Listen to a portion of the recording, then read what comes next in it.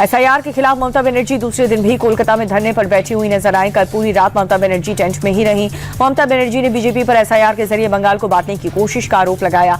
ममता का कहना यह है कि चुनाव आयोग बीजेपी के इशारे पर काम कर रहा है और साजिश के तहत बंगाली मानुष का नाम वोटर लिस्ट से हटाया जा रहा है। ममता ने एलपीजी गैस के दाम बढ़ाने पर भी केंद्र सरकार को घेरा है। अमित शाह ने कांग्रेस और उसके सहयोगी दलों पर तुष्टीकरण की राजनीति करने का आरोप लगाया। हरिद्वार पहुंचे अमित शाह ने कहा कि कांग्रेस की पूरी ऊर्जा घुसपैठियों को बचाने में लगी हुई है।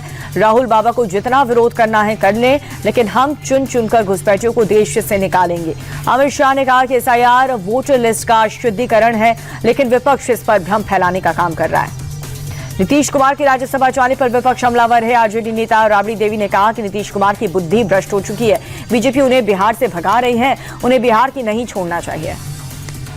नीतीश कुमार के बेटे निशांत कुमार की ऑफिशियल पॉलिटिकल एंट्री कल होने वाली है। आज सुबह जेडीयू के कार्यकारी अध्यक्ष संजय झा के घर पर निशांत के पार्टी के सीनियर और युवा नेताओं के साथ मीटिंग हुई।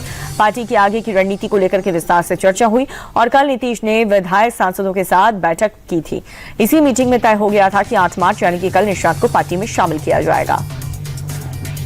महंगाई और विदेश नीति को लेकर के समाजवादी पार्टी के प्रमुख अखिलेश यादव ने केंद्र सरकार को निशाना बनाया। लखनऊ में प्रेस कॉन्फ्रेंस करके अखिलेश ने बीजेपी सरकार पर लगातार महंगाई बढ़ाने का आरोप लगाया।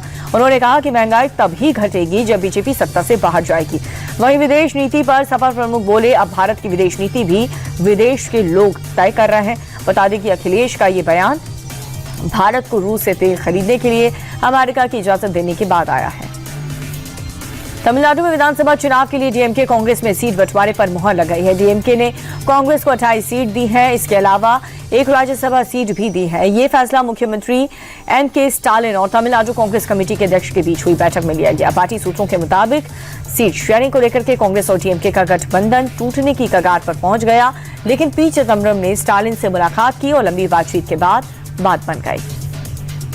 उत्तर प्रदेश के बरेली में बाबा का बुलडोजर जमकर गिरा। प्रेमनगर इलाके में जो अवैध कब्जे पर कहर बनकर टूट रहा है। इस दौरान मौके पर मौजूद भीड़ की प्रशासन से झड़प हुई, लेकिन बुलडोजर का एक्शन चलता रहा। 60 दुकानों को नोटिस देने के बाद प्रशासन ने अवैध तरीके से बनाई गई रैंप को ध्वस्त कर दिया और इसे सड़क चौड़ीकरण के अभियान में तेजी आएगी।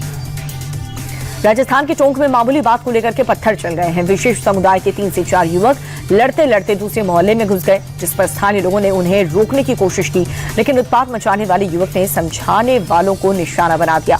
दूसरे मोहल्ले के घर पर जमकर के ईंट पत्थर चलाए। इस इलाके में तनाव की स्थिति है। मौके पर पहुंची फोर्स ने हालात को कंट्रोल किया।